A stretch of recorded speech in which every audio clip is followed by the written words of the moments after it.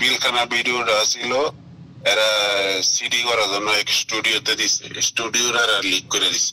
যখন ফোন দিছে দেখলাম ফোনটা টেবিলে ছিল, পিএম বাংলাদেশ ওইটা গেছে আর কি, মানে ডাইরেক্ট শেখ হাসিনাই কল দিত, মানে যে তো ইম্পর্টেন্ট মার্ডার আছে এই শেখ হাসিনাই করে। এজন্য তো শেখ হাসিনা পরের দিন কইছে যে কেউ বেডরুমের সিকিউরিটি আমি দিতে পারবো না।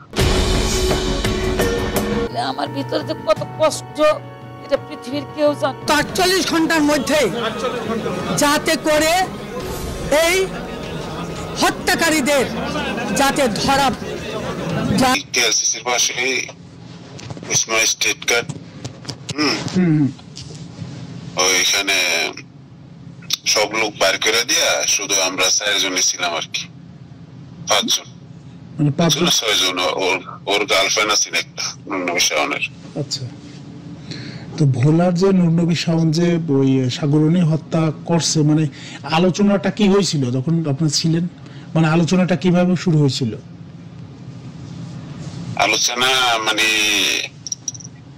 ওই বলছিল প্রথম, মানে আমরা গেছি পরে শাইন ভাইরা জিজ্ঞেস করলো যে ওরা কি বিশ্বস্ত লোক নাকি। ওই ওরা তো একজন তো বাঙালি আর একজন তো মালাই। পরে ওই বড় একটা কাজ হইব বলছিল আর কি।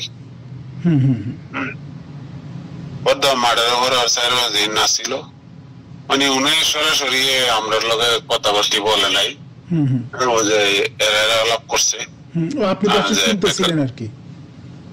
আমি সাইড টেবিলে, আমি ফার্স্টের টেবিলে আসছিলাম, এক টেবিলেও না, ওর গার্লফ্রেন্ড আসছিল আরেক টেবিলে বসে ড্রিঙ্ক করছে, আর শাহিন ভাই আলাদা ছিল। আর ওই যখন ফোন দিছে দেখলাম ফোনটা টেবিলে ছিল, পিএম বাংলাদেশ। পরে ওইটা গেছে আর কি। মানে ঠিক কি কারণে হত্যা করছিল এরকম কোন কথা বলছিল? কি কারণে মানে পিলখানা ভিডিওটা ছিল এরা সিডি করার জন্য এক স্টুডিওতে দিছে, স্টুডিওর আর লিক করে দিছে।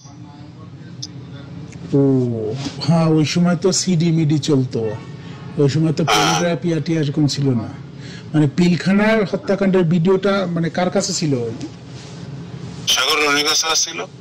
তো ওরা সিডি করার জন্য দিছিল আর এক জায়গায়? পুরানটা অনেক জায়গায় গেছিল, পরে ওইখানে এই লোকের স্টুডিওর মালিক আবার নুরনবী শাওনের সাথে সম্পর্ক, পরে ফোন করে বলে দিছি। তখন নুরনবী শাওন হইতেছে এমপি ছিল, তাই না? যার কারণে তাহলে হ্যাঁ এমপি ছিল। এবং শেখ হাসিনাই তো আমরা যেটুকু বুঝলাম ডাইরেক্ট শেখ হাসিনাই কল দিত না। সেটা 3-4 দিন এক লগে ঘোরাঘুরি করতাম, তো মানে যে তো ইম্পর্টেন্ট মার্ডার আছে এই শেখ হাসিনাই করে। আচ্ছা আচ্ছা। এখন কিন্তু আছে ওয়ানকেলে শাওন, কিন্তু ইয়ার বাসায় আছে। ওয়ানকেল এটা কোন জায়গায়? ওয়ানকেল কেএলসিসির পাশে বিল্ডিং, মানে প্রতি রুমে লিফট, যার ফিঙ্গারপ্রিন্ট দিয়ে যাইতে হয়। ও আমি একটা শুনছিলাম যে প্রতি রুমে একটা ইয়া আছে, লিফট আছে, সেটা কেএলসিসির পাশে। সেটা বিল্ডিংটা আমি চিনি না। ওয়ানকেল, হ্যাঁ। তোমরা সাংবাদিক কেটা জানি গেছিল ওই বাসায় একবার। আচ্ছা আচ্ছা। এটা লিভসে 1 by 1 এটা বোঝার কিনো কায়দা হয় না, এত টেকনোলজি ব্যবহার করছে। তথ্যটা দিলাম হইলো মনে করো যদি তোমরা কোথায় বার করতে পারো না। ভাই ঘটনা হচ্ছে কি, পুলিশ বলেন আর সাংবাদিক বলেন আর গোয়েন্দা বলেন, এদের নিজেদের কোনো শক্তি নেই, সবকিছুই কোন না কোনো মাধ্যমে তথ্য পায়, তারপর তার আগায়। যেমন আমি অনেক বছর তুমি এখানে ছিলা, আমার কিন্তু মনে মনে ঘুরছে যে তুমি তো মিডিয়া লাইনে কাজ করো, একদিন বললি, কারণ ওই সময় বললে তো না, ওই সময় বলার মতো পরিবেশ ছিল না ভাই, এটা সত্য। পরিবেশ ছিল না। আগে তো নিজের সেফটিটাও দেখতে হবে। এখন এটা হইলো বিশাল বড় একটা ফাইল আর কি, তুমি খুঁজে যদি বার করতে পারো তো মনে করো শেখ হাসিনা নিজ আসবো, এটা তো দরকার। এটা হচ্ছে তার মানে ওই নুরনবী শাওন এখনো রয়েছে মালয়েশিয়াতে? এখন নাকি আসছে এই ঘটনার সময় ফলে আসছে আর কি।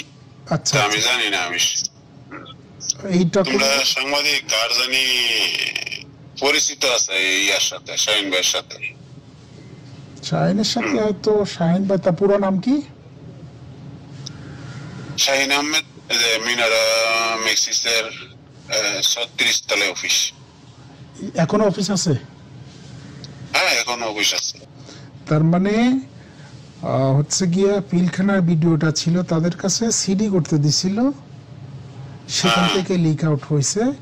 আর নূর নবী শাওন যেহেতু হচ্ছে ইসের এমপি, সেক্ষেত্রে তো পিএম এর সাথে তার নাম্বার তার কাছে থাকবেই, তার সাথে যোগাযোগ হবে।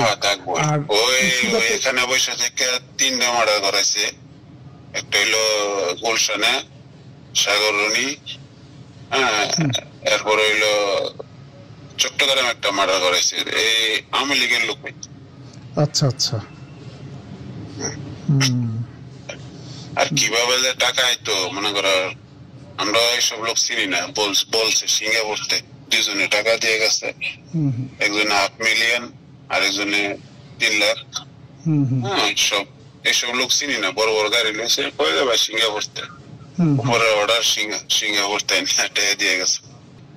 মানে অনেক টাকা ব্যয় করছে তো, বুঝছো?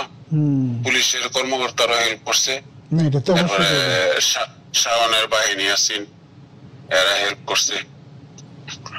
মানে এরিয়া করছে তো, তোমার জিনিসটা ওর ফ্লাডে ড্রোন দিয়ে আগে ভেরিফাই করছে, ভেরিফাই করে এরপরে লোক করছে। নূর নবী শাওনের যে কমান্ডার ছিল, এরা পিস্তল সিস্টেম রশি জানালা লাগাইয়া পায়ে উঠছে, ওইটা জানালা দিয়া ঢুকছে। এজন্য তো শেখ হাসিনা পরের দিন কইছে যে কি ওর বেডরুমের সিকিউরিটি আমি দিতে পারবো না।